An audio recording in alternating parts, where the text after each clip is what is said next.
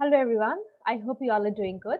I'm Mrs. Tutima Bashistha and today we are meeting for our social science class. In today's class, we will be continuing with our chapter which we have started in our last video, that is India after the Mughals. If you can remember, in our last video or in our last class, we talked about the different factors that led to the decline of the Mughal Empire. In today's class, we will be looking into the rise of independent states. If you can remember, I already mentioned in the last class that when the Mughal Empire started to decline, the Mughal Empire got fragmented into different small units. So, out of this, the three independent states, there were three states which emerged to be the most powerful states. Those were Hyderabad, Bengal, and Awadh. So, in today's class, we will be looking into details in each of these states and how they rose as independent power. So, let's look into the slides.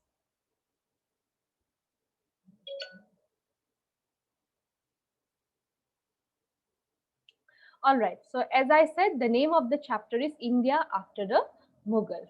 And in today's class, the topic that we will be doing is rise of new independent states. And from your today's class, your learning outcome will be you will be able to delineate or explain or look into the different developments that have taken place that were related to the Nawabs of Awadh and the Nizam of Hyderabad and also the Nawab of Bengal and Awadh and also the Nizam of Hyderabad. All right, the first one is Hyderabad. Okay, so let's look into who was the governor of Hyderabad. So it was this name of the person was Chin Khalej Khan, and he was also popularly known as Nizam ul Mulk Asaf Jah. All right, and who was he? He was one of the most powerful nobles in the court of Farrukh Shah. Farrukh Shah was a Mughal emperor, and Farrukh Shah only appointed him as the governor of the Deccan part of the country. Now, as a governor of that province or that particular Deccan part of the country that he was made the governor by Farrukh Shah, as a governor, he had complete control over the financial and political administration of that region. All right. Now, as Chin Khalij Khan, he was aware that about the position of the Mughal emperors that they were getting weak. So, taking advantage of that disturbed situation or a weak condition of the Mughal emperors, he himself declared himself as a de facto ruler, all right, like without officially being declared as the ruler, he himself only declared as the ruler of the entire region. Now thereafter, after that, with the decline of the Mughal empire, he only established himself as he established his independent rule in the entire part of Deccan, with Hyderabad at its capital. So towards in the Deccan part of the region, Chin Khalij Khan, he made himself as an independent ruler, and Hyderabad was made the capital of his region. Now, he was a very good administrator. The administration of the Deccan was highly praised by other people, all right, or the other rulers also. He appointed many mansabdars and jagir and also gave them jagirs. Jagirs, if you can remember, we have already got these terms in our previous chapters. Jagirs means a piece of land, like land, and mansabdars are those of army military ranks that were given under the Mughal empire, right?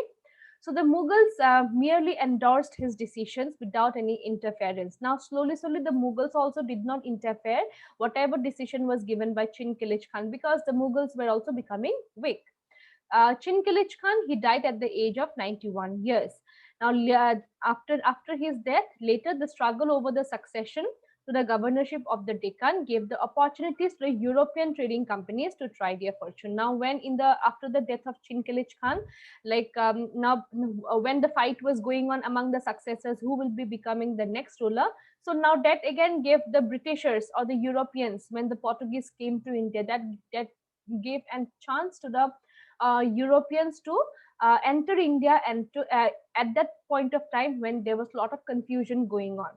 So it was like an opportunity for the European trading companies to establish their first foothold in the region. So that was about Hyderabad. The next independent state was Awadh. Now, who was the founder of the kingdom of Awadh? It was Burhan ul Mulk Sadat Khan. Who appointed him? He was appointed by the Mughal emperor Muhammad Shah in the year 1722 CE. Now again, he also did the same thing, looking at the situation of confused situation or weakening situation of the Mughal emperors in Delhi. He also took advantage of that, and he also declared himself as the independent ruler of Awadh. Alright, and Awadh became an independent state. Now Awadh was an agriculturally very rich state. Alright, it was situated near the Ganga plain, and it was a most it had fertile soil. Okay, and also it was a trade route between Bengal and North India. So Awadh was like a connecting route, or a trade route between Bengal and also the northern part of India. So Burhan ul Mulk Sadat Khan, as the governor of Awadh, his responsibility was to look into the political affairs, which also means subedari. His responsibility was also to look into the financial department, that is Diwani, and also the military department, which is known as Faujdari. All right. Now he also now his after Awadh was declared as an independent state, his first initiative that was taken was to remove all the Mughal influence, like whoever the Jagirdars, or whoever were appointed, whichever person were appointed under the Mughals. He wanted to remove everyone, and he wanted to appoint those people who were his trusted people, his own people, not anyone who were ruling under the Mughals, because he did not want to have any Mughal influence in Awadh. So his first step was to remove all the all the officers, or all the people who were appointed during the Mughal under the Mughal rule, and he transferred them to other places. And after that, he appointed his own trustworthy people. All right, and he also reduced the size of jagirs, the amount, the possession of land, or the land holdings, jagirs, which I have keep on saying itself, land holdings, the piece of land. He reduced the size of the jagirs, and it was given only to his own trusted people. All right. Then the Jagirdars were also, a check was put, they kept on they kept on checking whether the Jagirdars were not doing any cheating or something. So constant the account of Jagirdars were also checked in order to prevent cheating. Okay, then the revenues were collected from all districts. Okay, and after the revenue was collected, who re-evaluated it? The re-evaluation, or re-evaluation means examination, like how much revenue was collected, no counting and all the calculation part. It was basically done by the ministers that was chosen by the Nawab himself. And he also relied on different mahajans and local bankers for loans. See, now to run a state, you will need money, right? So from where did he borrow such money? From the local money lenders. Alright, mahajans means those money lenders or any kind of local banks. Okay, and the right to collect tax was given to the highest bidders. Bidders means the person who can give the highest amount, like for example auction kind of thing. So it will be an open auction. Like if anyone says that, okay, if anyone promises to collect the highest tax, so the Nawab will give that person the responsibility of collecting tax for Awadh. So that is what it is said, that the right to collect tax was given to the highest bidder, like that person who who would say that I can collect the highest tax for the state, that person was given the right to collect tax. And he also appointed some called ijardars. Ijardars are who? They are the revenue farmers. Okay, and they agreed. Now that means those person who said that they can collect highest amount of tax, or a fixed amount of tax for the state. They were the revenue farmers. They were also known as the ijardars. Okay, then in exchange, now in return that the revenue farmers will be collecting tax for the state, in return what did the revenue farmers get?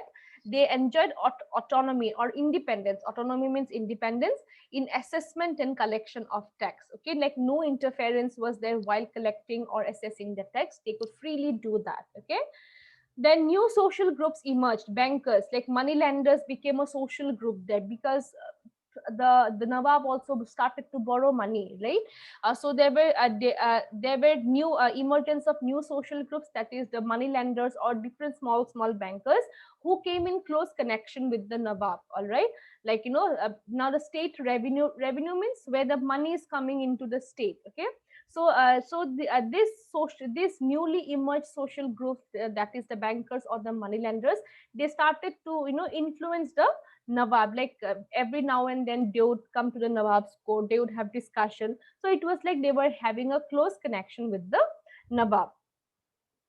After Burhan ul Mulk Sadat Khan, who succeeded him, he was succeeded by his nephew, and his name was Safdarjung. And he was also a capable ruler, and he was able to establish peace and order in Awadh. He was also appointed as the Wazir of the Mughal Empire. Okay, and Safdarjung, and after Safdarjung, who succeeded him, Safdarjung was succeeded by his son Sujauddaulah in Awadh, who also became the Wazir of the Mughal Empire. Wazir means one who looks into the financial department, right? The highest ranking officer. So he also had the highest authority of looking into the financial affair of his own state. So this was about Awadh, how Awadh rose to be an independent state. The last state is Bengal. Now, who was appointed as the governor of Bengal? Murshid Quli Khan in the year 1717 CE. And who appointed him? It was again appointed by the Mughal Emperor Farrukh Shiar. And he also declared himself as an independent ruler, and Bengal became an independent state under his leadership. Now he shifted the capital from Dhaka to Murshidabad. Okay. Uh, he also collected a lot of taxes. He carefully managed his revenue, and also he increased his finances. Okay, and he adopted different measures or ways to collect revenue from the local zamindars. Like the main, like if you can join the dots here, the main earnings of every state was what? Revenue, the money that was collected from the people of the state, from the farmers. So that was the main earnings of the state. Like to run a state, as I said, you need money. Okay, like without money you cannot run a state. Okay, so basically the revenue was the main source of income. Sorry. He also provided yeah, he also provided all facilities and assistance to the traders. Like he also tried to develop the trading facility, like business was encouraged in his state. Then after his death, he was succeeded by his son Sujauddin Khan. Okay. Now during the rule of Sujauddin Khan, Bihar was also annexed. Okay. Then after Sujauddin Khan, who succeeded him, it was Sarfaraz Khan. Okay, so now you need to remember this chronology. First was Murshid Quli Khan. Murshid Quli Khan was succeeded by his son-in-law Sujauddin Khan. Then Sujauddin Khan was succeeded by his son Sarfaraz Khan. Okay, and he succeeded him. But Alivardi Khan, who was now Alivardi Khan killed him, and he established himself as the ruler of Bengal. Okay. Now, after that, the annual Maratha invasions of Bengal proved to be serious menace. Now, how did Bengal, started to lose its power? When the Marathas started to attack or invade Bengal. The it was almost like a declining state for the Bengal.